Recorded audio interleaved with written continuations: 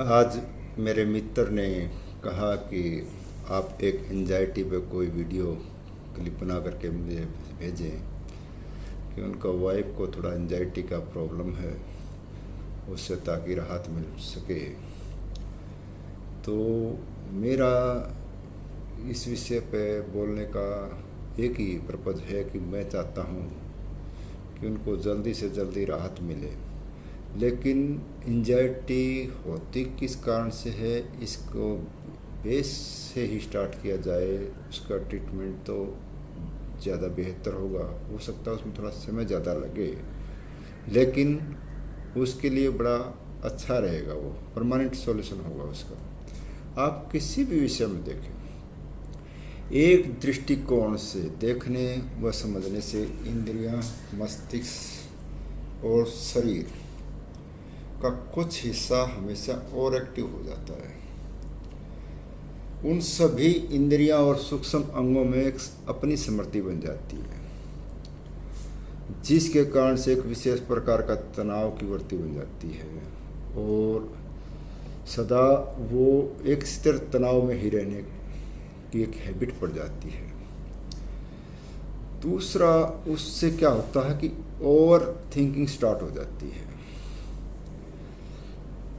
आप देखते हैं कि दिमाग, हमारा ब्रेन जो है, एक ऐसी चीज़ हम उसको इनटेक करा रहे हैं जो जाने अनजाने में उसको एक ओवर वर्किंग मोड पर है। वो ओवर थिंकिंग से होता क्या है कि हमारी नसों के ऊपर उसका बहुत ज़्यादा दबाव पड़ जाता है, वो प्रेशर में हो जाती है। हम एक तरह से देखा जाए तो हम अपने माइंड को ओवर एक्टिव करके ब्रेन को हम ओवर एक्टिव कर रहे हैं, जिससे हमारा ब्रेन एक मैकेनिकल मोड पर आ गया है। मैकेनिकल मोड से हमने अपने ब्रेन को वापस एक्सपीरियंस मोड पर लेकर के आना है।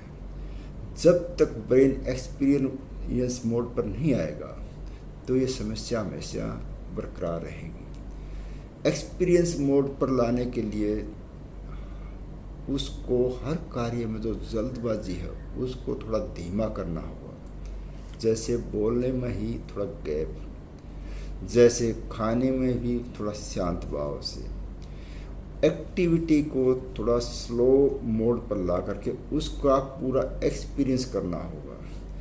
कि इससे होता क्या है कि ऑर्गेन को जब आप इस प्रकार से करेंगे, धीरे धीरे ढीला छोड़ना स्टार्ट करेंगे। हमारे ऑर्गेन जो हैं, हमारा सिस्टम अंदर से उसके ऊपर इतना प्रेशर हो जाता है कि मेंटली हम उसको हमेशा टाइट रखते हैं, उसको एक जकड़ करके रखते हैं। आप जब देखेंगे तो आप इस चीज़ को जब आप बहुत सूक्ष्मता से देखें तो अपने शरीर को ढीला व शांत करने में तभी आप कामयाब हो सकते हैं जब आप इस व्यवहार को अपने अंदर उतारेंगे। बाहर का व्यवहार अलग है, वो हमारी भाषा से है, लेकिन इसको आप अपने अंदर उतारना होगा। इसमें आप अंदर जा कर के देखें कि क्या चीज़ पर खिंचाव है, कहाँ पर आप में कहाँ कहाँ खिंचाव हो सकता है। गुदाद्वार, जनेंद्रिय, हाथ या पैर की उंगलियां, इन पे खिंचाव, कान, जबड़ा हमारा, इस पे खिंचाव, इनको देखें और बारी बारी से इनको ढीला छोड़ते जाएं। पहला तो ये कार्य है कि इनको ढीला छोड़ें। दूसरा, फिर आ जाए अपनी श्वास पे।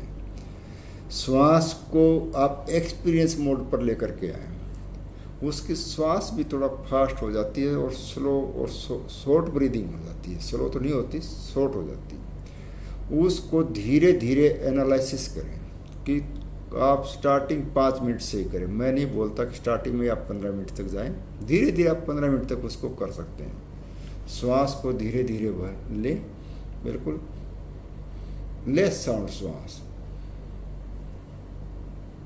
उसको अनुभव करो, उसका एक्सपीरियंस ले।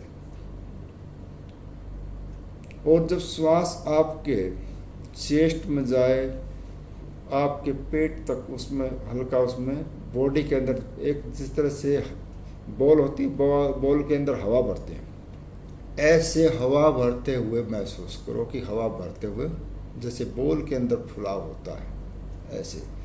और जब श्वास को छोड़ें तो श्वास को छोड़ते हुए भी उसी प्रकार से धीरे धीरे धीरे धीरे धीरे धीरे धीरे धीरे श्वास को छोड़ते जाएं।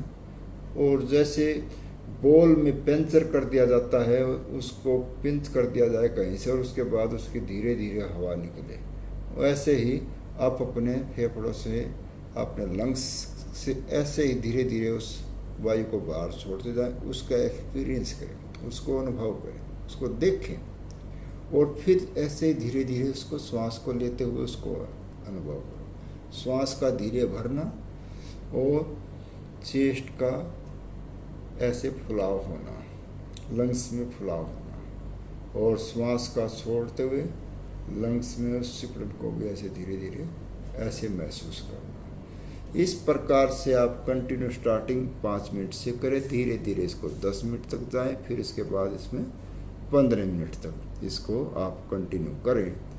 आपको देखेंगे आपको विद इन वीक बहुत अच्छे रिजल्ट मिलेंगे इसके।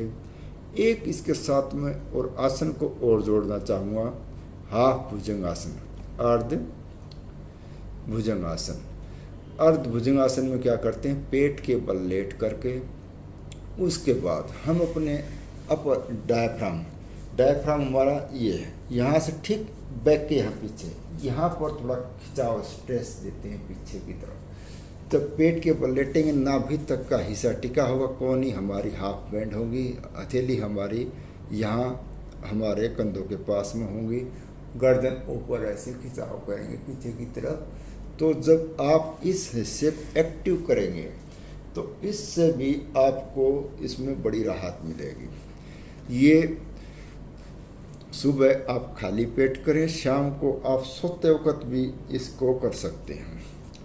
उसमें कोई ऐसा वो नहीं है कि आप सोते वक्त जब आप करेंगे तो आप उसमें लेट करके भी आप इस ब्रीदिंग को ऐसे कर सकते हैं। जब आप सोने के लिए शाम को बिस्तर पर जाएं, उस वक्त आप ना लेटे हुए ऐसे ही महसूस करें, श्वास का लेना और श्वास का छोड़ना। सुबह खाली पेट करें, उसके बाद आप अर्ध भुजंगासन भी कर लें। अर्ध भुजंगासन में मैंने जो बताया उसी प्रकार से करना कि पूरा कमर को ये से बीच से कमर के ठीक मध्य से उसमें बेंडिंग आनी चाहिए। आपका नाभि तक का हिस्सा या नाभि से हल्का ऊपर तक का टिका रहे। उसके बाद कोहनी हाफ बेंड करते हुए पीछे की तरफ, ऊपर की तरफ सिर को उठाते हुए आगे से ऊपर, कंधे ऊपर उठा लें और बीच ठीक कमर के यहाँ अपर, ये आपका जो थोरेसिक वर्टिब्रा हैं, इनके ऊपर यहाँ पर इसका इफेक्ट आए तो उससे आपको बड़ी राहत मिलेगी। इसमें आपको एंजाइटी में, डिप्रेशन में जो दिक्कत होती है, जिसको डिप्रेशन, जिसमें ज़्यादा तनाव हो जाता है, उसको धीरे धीरे हमारे शरीर के अंदर, हमारे नर्व सिस्टम में एक सिकुड़नपन आ जाता है और वो प्रेशर में हो जाती है। उस प्रेशर को आप रिलीज कर पाएंगे धीरे धीरे। मेरी कोशिश है कि इस प्रकार से आप करेंगे तो आपका एंजाइटी की समस्या ज़रूर दूर होगी धीरे धीरे। और एंजाइटी जिसको होगी उसको एसिडिटी भी बनेगी, एंजाइटी जिसको होगी उसके ब्लोटिंग भी होगी, तो उससे भी आपको साथ साथ राहत मिलेगी, दोनों चीज़ों से। नमस्कार, धन्यवाद।